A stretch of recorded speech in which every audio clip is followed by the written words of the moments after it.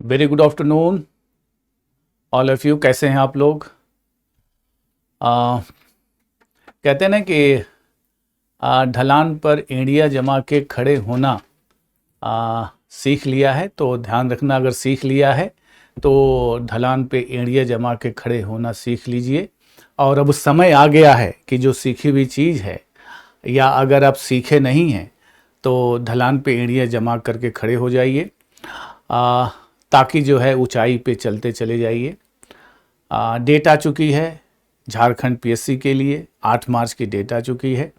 अब 8 मार्च का जो डेट है, तो 30 दिन की स्ट्रेटजी, विशेषकर इकोनॉमिक्स में आप किन किन मुद्दों पे इस 30 दिन के इस क्रैश कोर्स में क्या क्या देखेंगे, कैसे कैसे उसके अध्ययन के स्वरूप को विकसित करेंगे, ये आज के इस क्लास में हम लोग समझने की कोशिश करते हैं कि कैसे हम इकोनॉमिक्स पॉइंट ऑफ व्यू से जो बिंदु है उसको कैसे हम लोग आगे बढ़ा सकते हैं।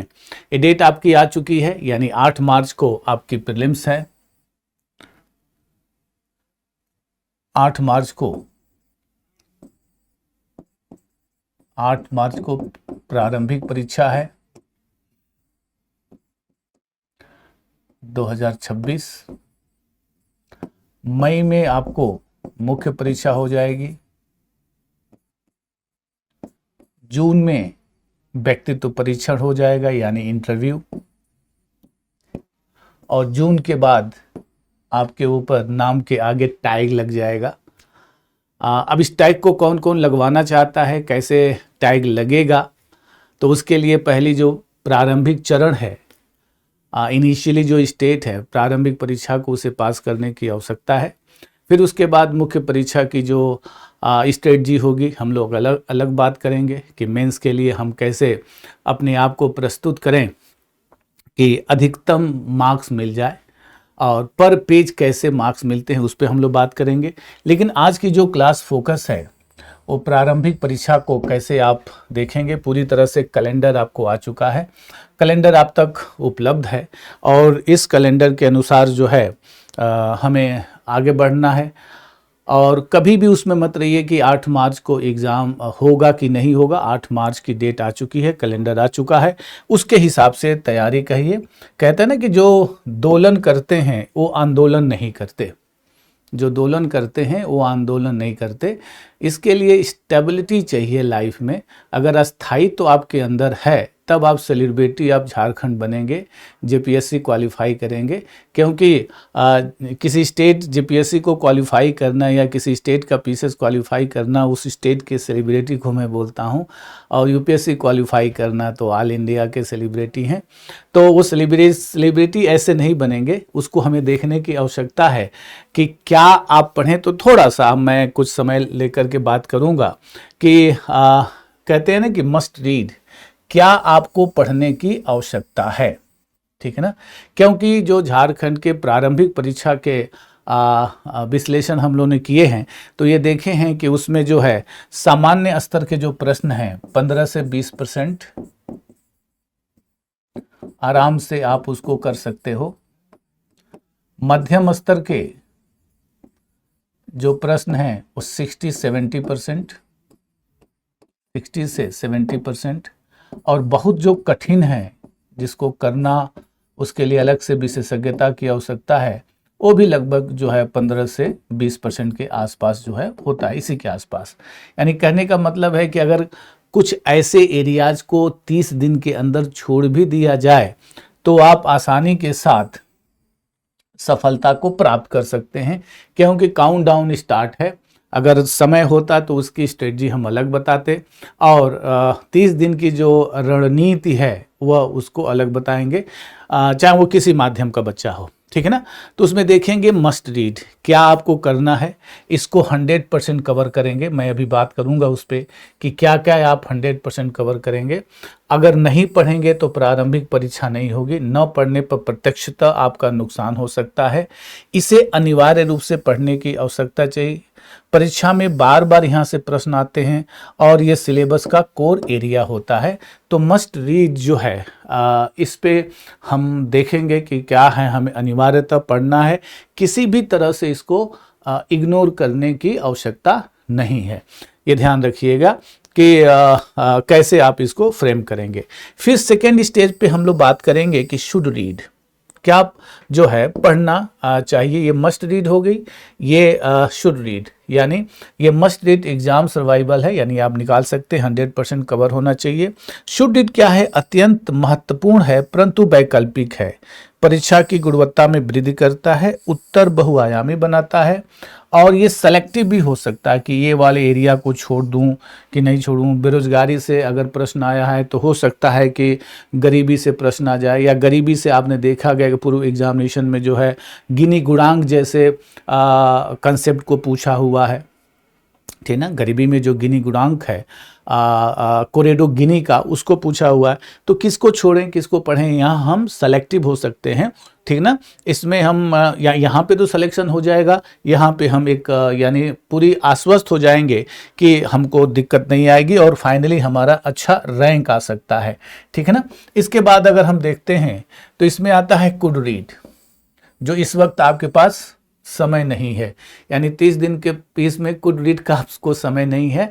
हाँ, इसके करने के बाद जो हम आपको मुख्य परीक्षा के लिए मेंस के लिए जो फाउंडेशन के कोर्सेज हैं हमारे, तो उस फाउंडेशन के कोर्सेज में इस सब मुद्दों को लेकर के हम पहुंचेंगे, इस पे हम फ्रेम करेंगे, ताकि जो कुड रीड के माध्यम से एक इंटेलेक्ट इनरिचमेंट हो सके, ठीक है ना, ये वैल्यू एडिशन हो सके, और आप थोड़े से अतिरिक्त योग्यता की, क्योंकि अक्सर मैं कहता हूं कि योग्यता की वर्तमान जो कॉम्पिटिटिव एग्जामिनेशन है उसमें सिर्फ योग्यता की आवश्यकता नहीं है, अतिरिक्त योग्यता की आवश्यकता है, ठीक ना। और वह अतिरिक्त योग्यता ये पैदा करता है कुड रीड। इसमें अतिरिक्त वैकल्पिक आप अध्ययन करते हैं, अनिवार्य नहीं है, ये वैल्यू एडिशन है, आप करेंगे। और इंटरव्यू के लिए यानी व्यक्तित्व परीक्षण में वगैरह हर जगह जो है सहायक सिद्ध होता है।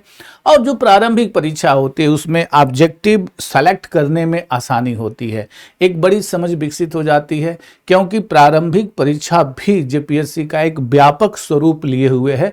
जो मेंस के यानी मुख्य परीक्षा के जो टॉपिक हैं वो लगभग टॉपिक से सभी प्रश्न जो है प्रारंभिक परीक्षा में पूछे जाते हैं। तो इस पॉइंट ऑफ व्यू से अगर हम लोग अध्ययन के स्वरूप को आगे अगर बढ़ाते हैं तो फिर हमें सफलता के लिए जो है संघर्ष नहीं करना पड़ेगा, ठीक ना। तो ये जो टॉपिक है 2000 प्री के लिए जो विशेष मैंने एक काफ़ी अध्ययन करके इस पे मैंने देखा है, ठीक है ना, उसके बारे में मैं आपके साथ मैं पॉइंट बना लेना चाहता हूं। और मुझे लगता है कि ये अगर आपको समझा पाया आज के रणनीति क्लास में तो शायद काफ़ी जो है हम एक आसान हो जाएगा 30 दिन की जो स्ट्रेटजी होगी, जो आपकी सफलता होगी, हम अपने इस सोच को आपको ट्रांसफ़र करने में सफल हो जाएंगे। तो हम देखते हैं जीएस का जो पहला प्रश्न है, ठीक ना, इसमें 100 प्रश्न, और जीएस सेकंड में भी हमारे पास 100 प्रश्न आते हैं। ये झारखंड विशेष है, ये सामान्य अध्ययन, इसमें सभी प्रश्न आते हैं। अब देखिएगा एक चीज़ मैं आपसे बताऊं कि ये झारखंड विशेष में 100 प्रश्न ये हो गए, और जीएस प्रश्न पत्र पहला जो पेपर है जीएस का, इसमें 10 प्रश्न भी झारखंड विशेष से आता है। जैसे मैं इकोनॉमी को डिवाइड करता हूं तो जीएस प्रश्न पत्र में इकोनॉमी के जो है 10 प्रश्न एकदम स्ट्रेट फॉरवर्ड हैं। जैसे इसमें जो है मूल विशेषता से प्रश्न है, 4 प्रश्न है। इसमें जो है सतत विकास वगैरह से जो प्रश्न है वो जो है 4 प्रश्न है। आर्थिक सुधार और वैश्वीकरण से 2 प्रश्न हैं। तो 2 प्रश्न इकोनॉमी के जीएस के प्रथम प्रश्न से आ जाते हैं। और अगर गरीबी और बेरोजगारी को अगर जोड़ूं अगर तो लगभग यहां से 15 प्रश्न जो है 15 प्रश्न के आसपास जो है इकोनॉमी से आ जाते हैं। जीएस फर्स्ट में, जीएस प्रथम में, जीएस फर्स्ट में around 15 questions from GS first, यानी 15 जो प्रश्न है वह जो है कि आसपास जो है, अगर मैं गरीबी बेरोजगारी को जो जीएस प्रश्न पत्र का जो सिलेबस देखोगे जीएस का पहले का, तो उसमें आपको मिलेगा। स्ट्रेट फॉरवर्ड तो 10 प्रश्न हैं ही हैं, और गरीबी और बेरोजगारी भी इसी में मैं इसको जोड़ता हूं, तो लगभग 15 प्रश्न यहाँ आ जाते हैं। इसी के साथ जो झारखंड विशेष है, इस झारखंड विशेष में लगभग 20%, यानी झारखंड झारखंड विशेष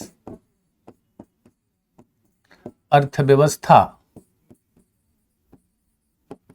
झारखंड विशेष अर्थव्यवस्था, हम देखेंगे कि लगभग 20 प्रश्न के आसपास यहां से आते हैं। ये अधिक भी हो सकते हैं, लेकिन एक मैंने औसत लगाया है 20 प्रश्न जो पूछे गए हैं। उसमें 1947 से लेकर राज्य में आर्थिक विकास क्या है, झारखंड की औद्योगिक नीति से संबंधित, झारखंड की योजनाएं और यूपी योजनाओं से संबंधित। तो इधर से हम देखते हैं तो 20 प्रश्न ये हो गए, और 15 प्रश्न अगर देखेंगे तो लगभग 35 प्रश्न जो है, लगभग 35 प्रश्न हम जीएस प्रथम और जीएस सेकेंड दोनों में हम 35 प्रश्न अर्थव्यवस्था से प्राप्त कर सकते हैं।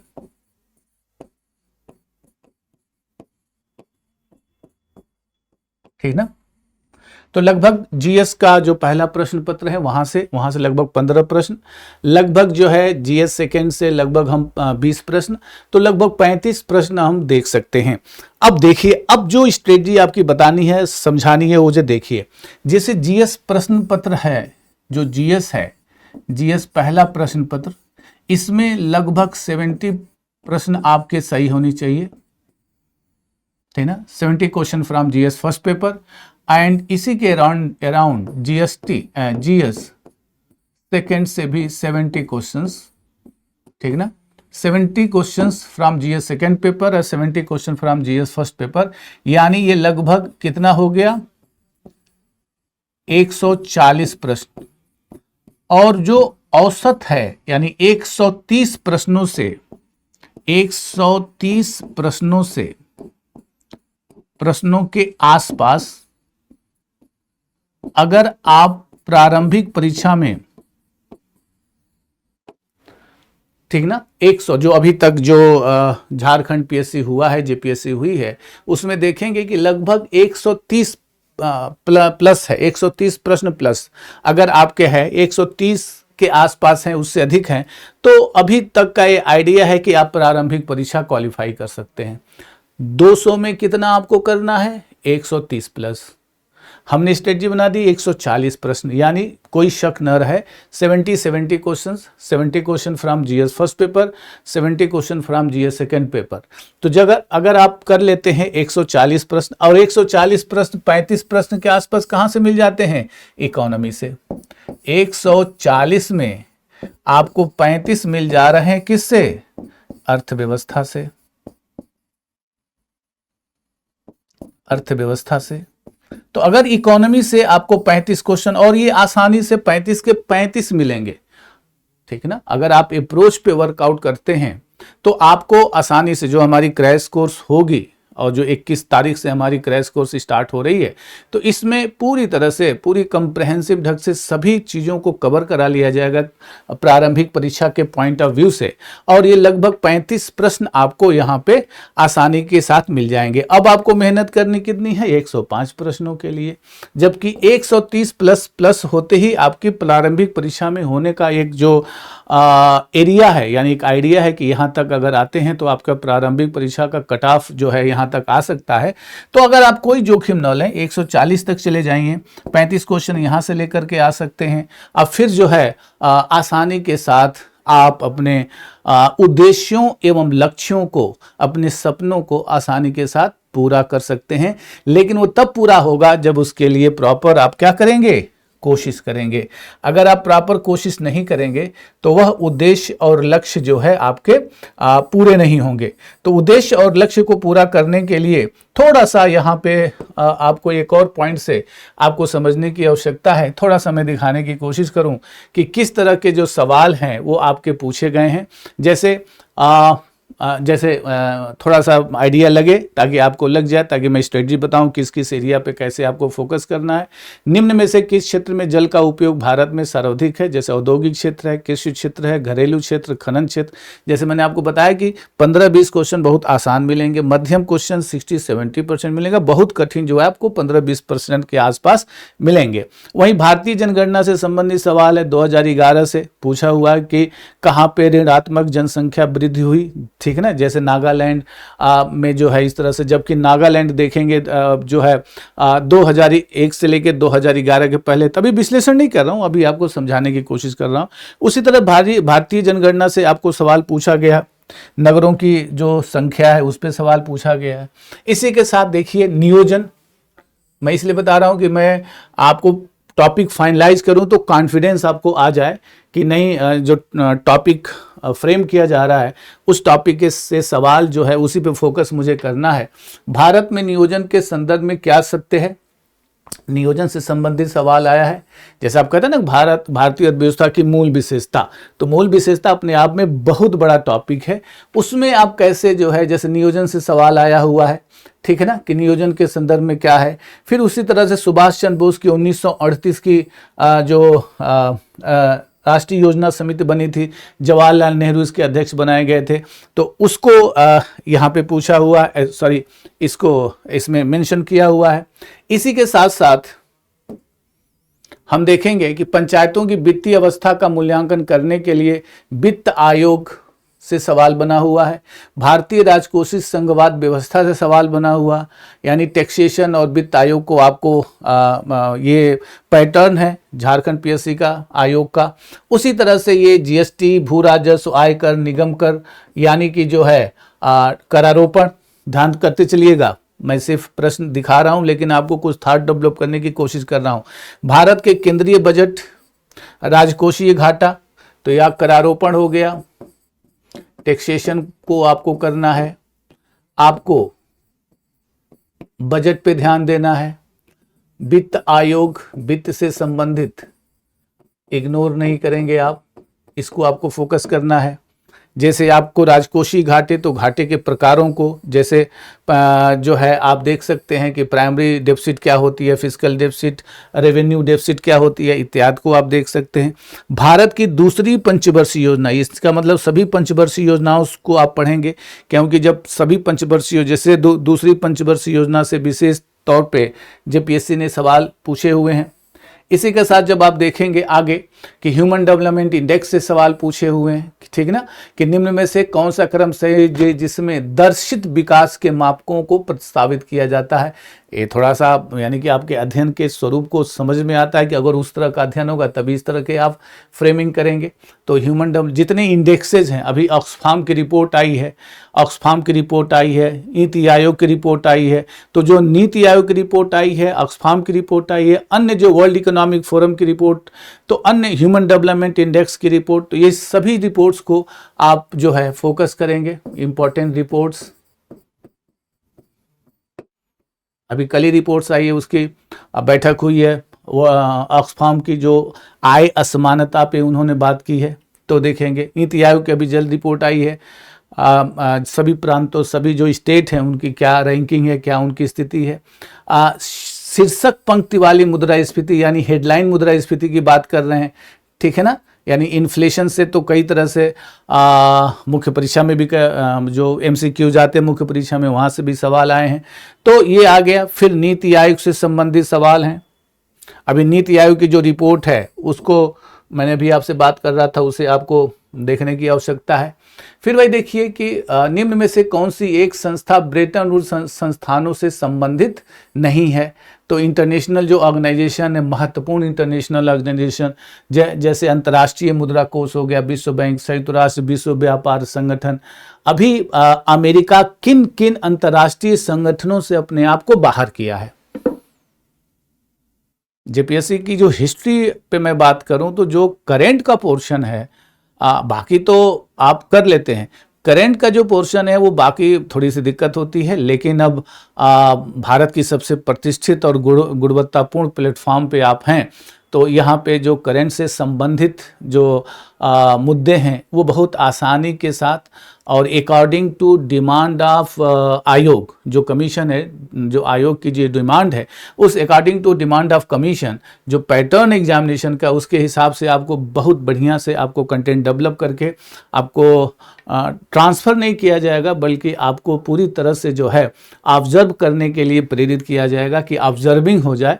ठीक है, होता नहीं, ट्रांसफ़र करना हो जाता है और एक अपने कंसेप्ट को ट्रांसफ़र करना हो जाता है, एक इन्फॉर्मेशन का ट्रांसफ़र, एक कंसेप्ट का ट्रांसफ़र तो हो जाएगा, तो फिर दिक्कत नहीं आएगी।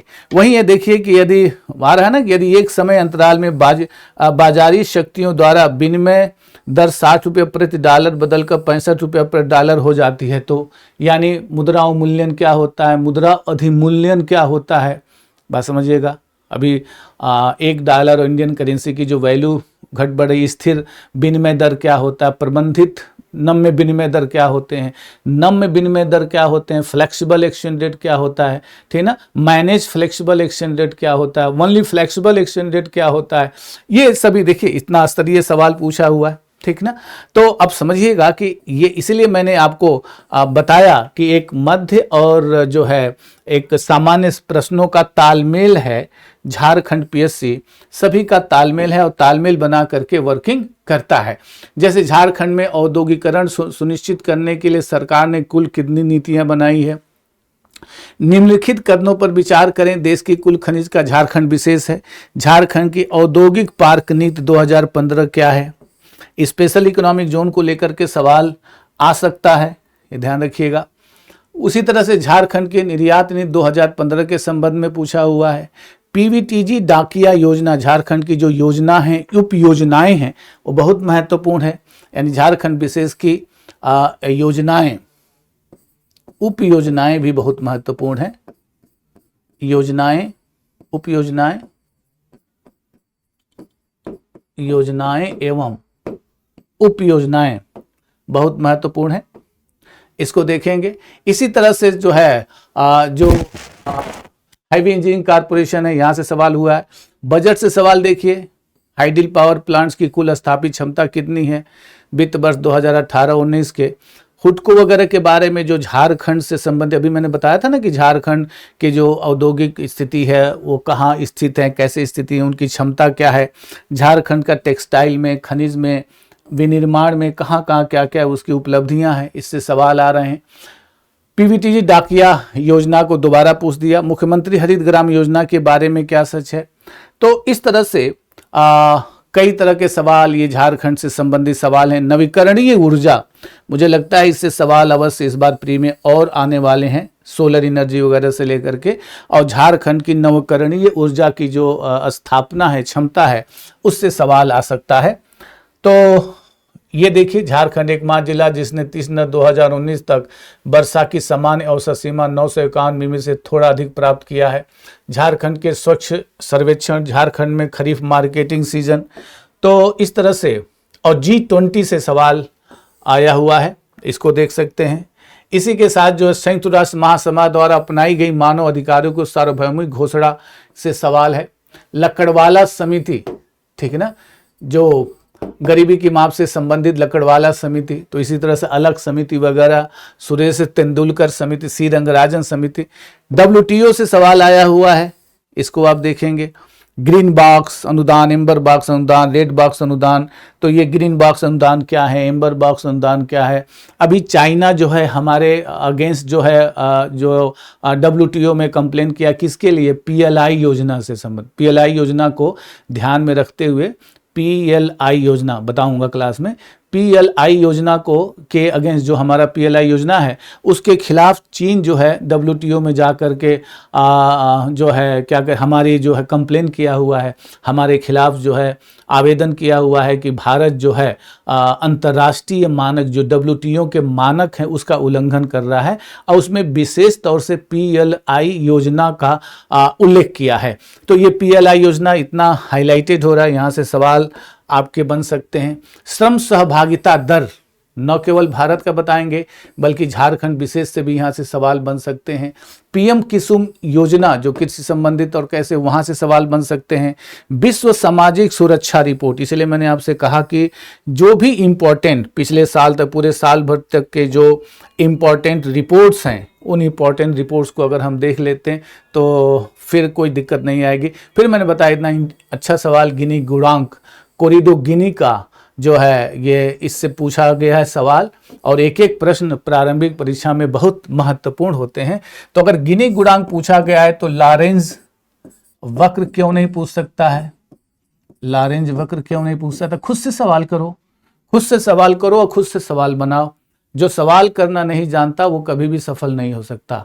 सवाल बनाना सीखिए, सवाल करना सीखिए, उत्तर की तरफ मत भागिए। 30 दिन आप सवाल करना सीखेंगे, जवाब ऑलरेडी 30वें दिन जब 8 मार्च को एग्जामिनेशन होगा तो आराम से आपको उत्तर देना आ जाएगा।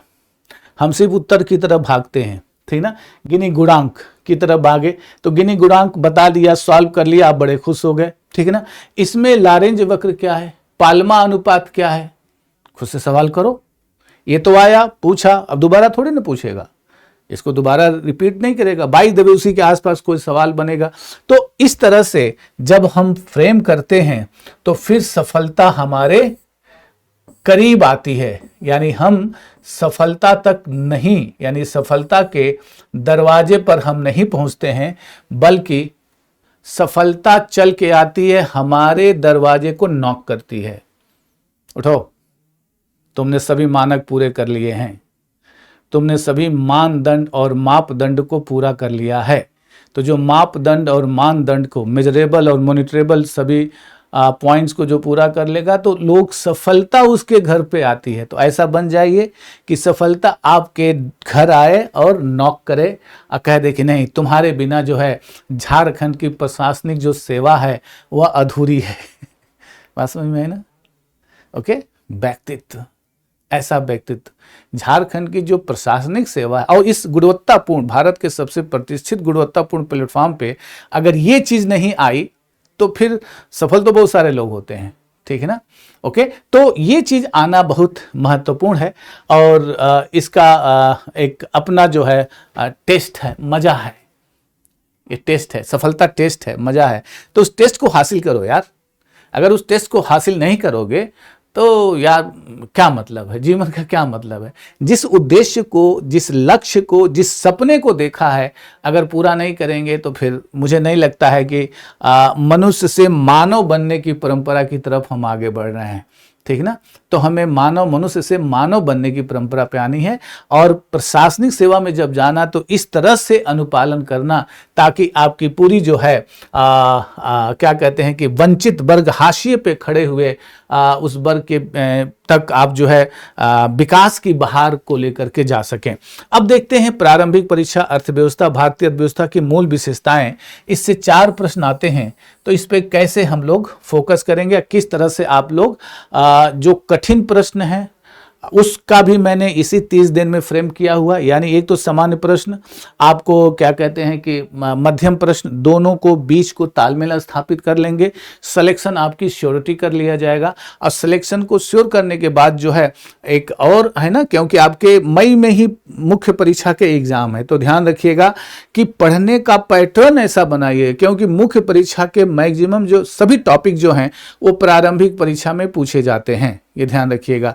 तो मुख्य परीक्षा के सभी टॉपिक जब प्रारंभिक परीक्षा में वही है, वही जो है समावेशी विकास है, वही सतत विकास है, वही वैश्वीकरण है, उदारीकरण है जो मुख्य परीक्षा में है, भारतीय अर्थव्यवस्था की जो विशेषताएं मुख्य परीक्षा में वही प्रारंभिक परीक्षा में है, तो आपको उसी वही गरीबी और बेरोजगारी यानी स्टेट स्पेशल जो झारखंड की विशेष उद्योग हैं, औद्योगिक उत्पादन है, उद्योगों की स्थिति है, वो सभी उसी के साथ है। तो आप देखेंगे तो ये जो ठीक ना, इसमें अगर देखेंगे मूल विशेषता जो, तो सेवा क्षेत्र को लेकर के, सेवा क्षेत्र को अगर हम फोकस करते हैं तो इसमें आईटी, आईटीज, फिनटेक, लॉजिस्टिक, पर्यटन, शिक्षा, हेल्थ सेक्टर के जो विस्तार हुआ है भारतीय अर्थव्यवस्था में, उसको देखेंगे। अभी यूपीआई को आईएमएफ द्वारा विश्व की सबसे बड़ी रियल टाइम पेमेंट प्रणाली के रूप में मान्यता पर, एक एग्जाम्पल मैंने बताया कि इस तरह से आप देख सकते हैं। वित्तीय समेकन यानी जो वित्तीय समावेशन, वित्त की पहुंच को आम आदमी को सुनिश्चित करने के लिए क्या क्या सरकार की योजनाएं हैं उसको देखेंगे। समावेशी विकास की ओर किस तरह से हम कौन कौन सी योजनाओं के माध्यम से हम सबका साथ, हम सबके विश्वास की बात कर रहे हैं, इन योजनाओं को आप शॉर्ट लिस्ट करेंगे, उसको आप पढ़ेंगे। श्रम बाजार में संरचनात्मक जो परिवर्तन हुआ, अभी जो श्रम संहिता आई है, यह श्रम संहिता जो 29 श्रम संहिताओं को मिलाकर के 4 श्रम संहिता की स्थिति आई है, उसमें झारखंड विशेष पे भी उस पर क्या प्रभाव पड़ेगा वो देखेंगे। श्रम बाजार की संरचनात्मक परिवर्तन में क्या क्या पिछले 1 सालों से हुआ है और इसके जो बेसिक कंसेप्ट है उसको भी आप देखेंगे।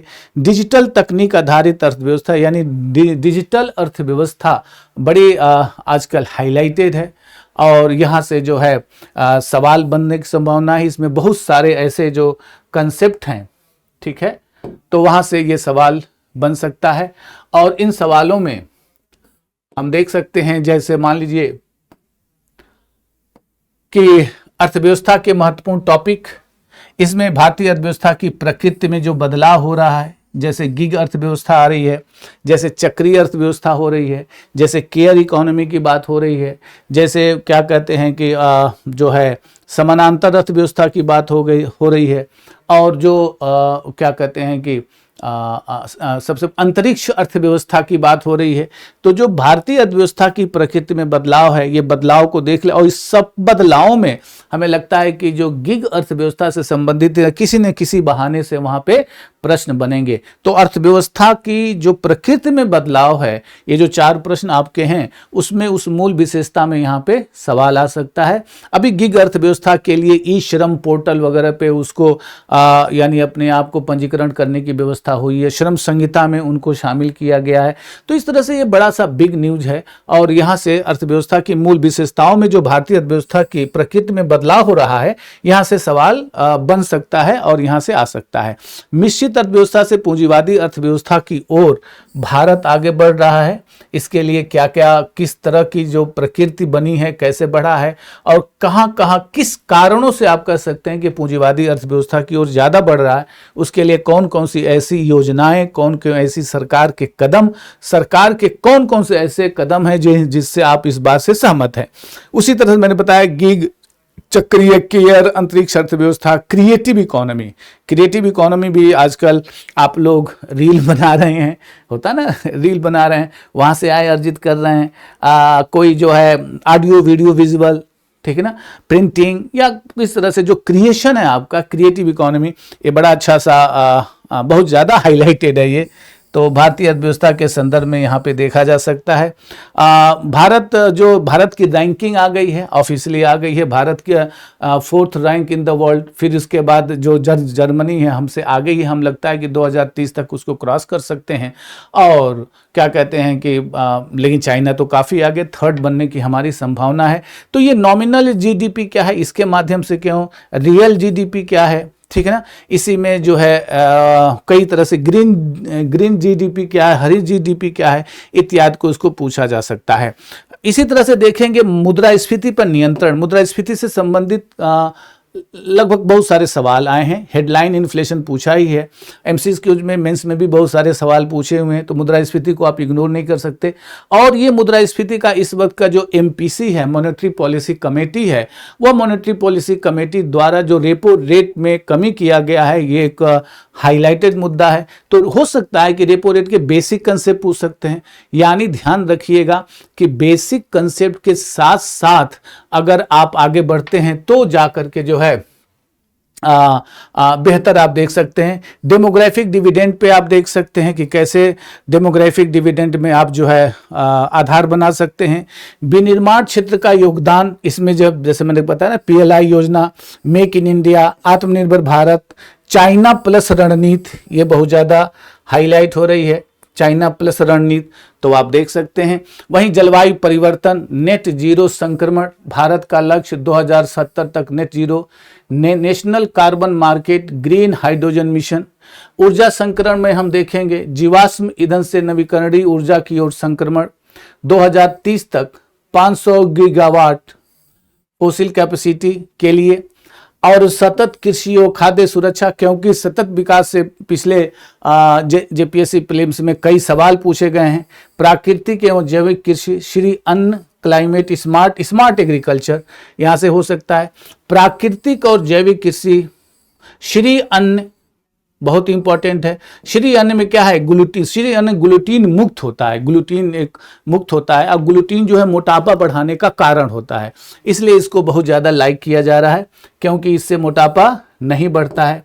ये देख सकते हैं। शहरीकरण और सतत विकास, अमृत, स्मार्ट सिटीज, अमृत मिशन। वेस्ट मैनेजमेंट, कचरा प्रबंधन से सवाल बन सकता है। चक्रीय अर्थव्यवस्था से इस पॉइंट पे सवाल बन सकता है। क्लाइमेट, सामाजिक समावेशन, क्लाइमेट जस्टिस, जलवायु न्याय, बड़ा अच्छा है, ये बहुत ज़्यादा हाईलाइटेड है, तो भारतीय अर्थव्यवस्था की विशेषताओं में वहाँ से सवाल आ सकते हैं। इसी तरह से और आर्थिक सुधार और वैश्वीकरण से जो 2 प्रश्न है, इसमें मैंने बताया कि पीएलआई स्कीम से सवाल आ सकता है, ईज ऑफ डूइंग बिजनेस से सवाल आ सकता है, ट्रस्ट बेस्ड गवर्नेंस से आ सकता है, श्रम सुधार में नई श्रम संहिता, ई श्रम पोर्टल, गिग वर्कर इत्यादि से सवाल आ सकता है। वित्तीय सुधार में हम देखेंगे आईबीसी से सवाल आ सकता है। इंसॉल्वेंसी एंड बैंकरप्सी कोड 2016 वर्तमान में हाईलाइटेड है। Digital public infra, UPI, FRBM से सवाल पूछा हुआ है, ध्यान रखना। राजकोषीय सुधार में एफआरबीएम से सवाल पूछा हुआ है, फ्रेमवर्क उसका क्या है, इस तरह से देख सकते हैं।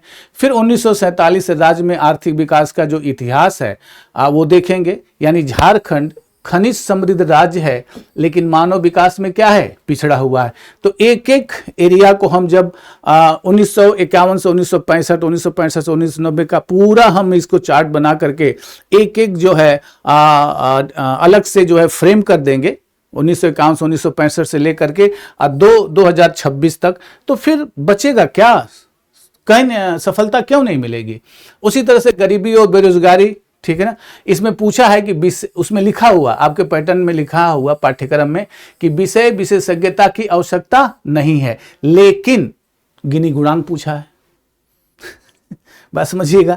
तो ऐसा नहीं है जो लिखा है वही होगा, वो नहीं है।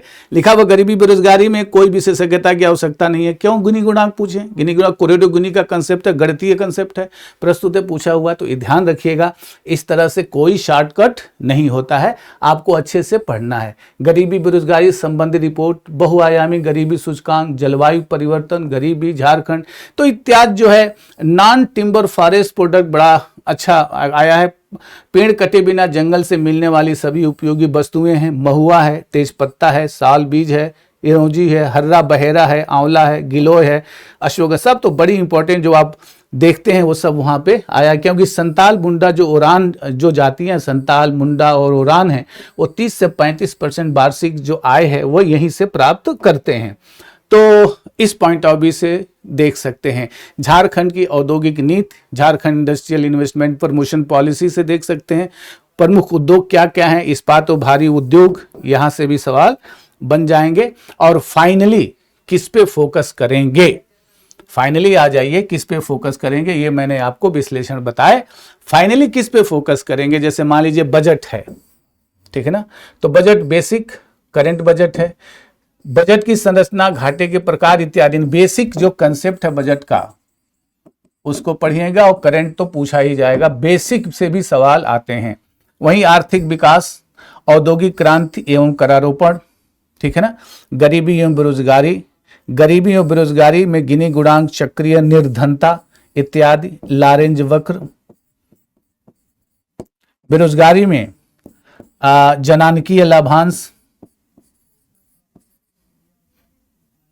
जनानकीय लाभांश सवाल बनेगा। जनगणना देख लेंगे, जनगणना 2011, और जो यूनाइटेड नेशन की जनगणना पे रिपोर्ट आई है, रिपोर्ट उसको देख लेंगे। आर्थिक योजनाएं, झारखंड विशेष योजनाएं, उप योजनाएं, महत्वपूर्ण समितियां मैंने आपको शुरुआत में मेंशन की थी, आर्थिक सुधार, उदारीकरण, वैश्वीकरण, निजीकरण, मुद्रास्फीति, अविस्फीति, विस्फीति इत्यादि, सतत एवं समावेशी विकास। तो इस पॉइंट ऑफ व्यू से अगर हम देखते हैं तो पूरी तरह से जो है हम सिलेबस को बड़े शॉर्ट टर्म पे 30 दिन में हम लोग इसको फोकस कर लेंगे, ठीक है। और इस फोकस में मैं अनाउंसमेंट कर रहा हूं कि जेपीएससी जो फाउंडेशन कोर्स है, वह जेपीएससी फाउंडेशन जो है वो आपको जो है 29 जैन से 2026 से स्टार्ट होगा, जेपीएससी फाउंडेशन कोर्स प्री और मेंस के लिए। और जेपीएससी प्रीलिम्स 2026 ये क्रैश कोर्स होगा, यानी ये पूरी तरह से फोकस जो है 8 मार्च के एग्जामिनेशन के लिए होगा, पूरी तरह से जो है फोकस होगा। ये टारगेट फॉर जेपीएससी प्रीलिम्स 2025 होगा, ऑफलाइन रांची सेंटर से होगा, लाइव जो है वहीं से ऑनलाइन हो जाएगा और दोनों मीडियम में अवेलेबल है, हिंदी और इंग्लिश मीडियम में। Start from 21 Jain 2026। जो स्ट्रेटजी आपके साथ आपके साथ मैंने जो फ्रेम किया हुआ है उसमें हम देखेंगे कि इसमें हम क्या क्या करेंगे। जेपीएससी प्रीलिम्स 2026 का जो क्रैश कोर्स होगा वो जीएस पे पेपर सेकंड झारखंड केंद्रित संपूर्ण, इसको भी कवरेज किया जाएगा। संरचित एवं परीक्षा उन्मुख दृष्टिकोण, जैसे मैंने बताया ना कि किस तरह से हम लोग एग्जाम ओरिएंटेड रहेंगे, अभी आपको आइडिया लगा होगा और मुझे आशा है कि पूरी तरह से समझ आपको विकसित हुई होगी। सभी खंडों को समावेश किया जाएगा।